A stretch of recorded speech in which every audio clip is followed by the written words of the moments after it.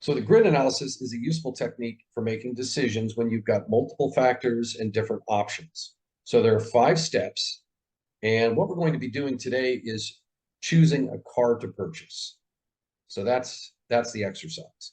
So first step, we create the grid, and on the first row, we want to identify the factors. Now, these are the things that are important to us in making a decision. So price, we're not Elon Musk, so we have to follow a budget. Station access, and that's charging or filling stations. Emissions, and distance between charging and filling. The second row is weights, and we're going to get to that next. And then the next 2 rows are the options. So there's the all-electric Volt and the hybrid Camry. Those are the 2 options that we have. And it's the Chevy Bolt, not Volt. It's the Chevy Bolt that is all electric. The Volt itself is a hybrid, apparently. So that was a mistake. We can ignore that. And it is the Bolt that we're going to be looking at. So we go to step 2. And here what we're going to do is weight the different factors. We're going to apply weight to those. And here's the scale we're going to use.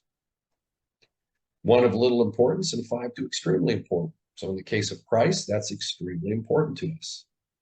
Station access is a 4, also very important. Emissions, sort of middle of the pack. We want to save the planet, but it's not a top priority. And as far as distance between charging and filling stations, and for the purposes of context for this particular exercise, we're buying this car just to get around town. So we're not going to be driving across country if we choose an all-electric vehicle. So it's that's not an issue. So we give it a 3. Step 3. Now what we're going to do is work our way across the table, scoring each option based on the factor. So what we're going to do is go from 0 to 3. That's our scoring option. 0 is poor. That is how that particular option rates for the factor. And 3 is very good. So we'll start with the Bolt. And we're giving the Bolt a 1 as far as price. So it's not great. It's expensive. And we give the Camry a 2. It's a little bit less expensive than the Bolt. Station access, we're giving it a 1 because it's all electric. And even though we're just going around town, there still aren't that many charging stations. Whereas for the Camry, it's a hybrid. It takes gas. That's easy, plenty of stations. As far as emissions, we give the Bolt a 3 because there are none. Whereas the Camry, we give a 1. It is still an ultra low emission vehicle. So it's not bad, but it's not 0 as far as 0 emissions. And as far as distance between charging and filling, we give the Bolt a 2. There are enough charging and filling charging stations around town. We're only going to the store, to the office, and so on. Whereas the Camry, there are plenty of gas stations.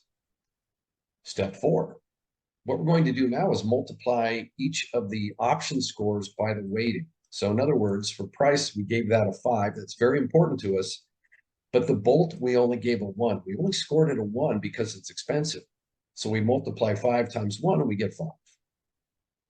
We do the same thing for station access, emissions, distance, and then do the same thing for all of the numbers here for the Camry.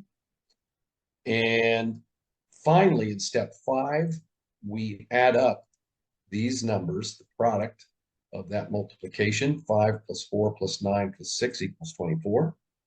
And 10 plus 12 plus 3 plus 9 equals 34. So objectively speaking, based on what we've quantified here, the Camry is the best choice for us.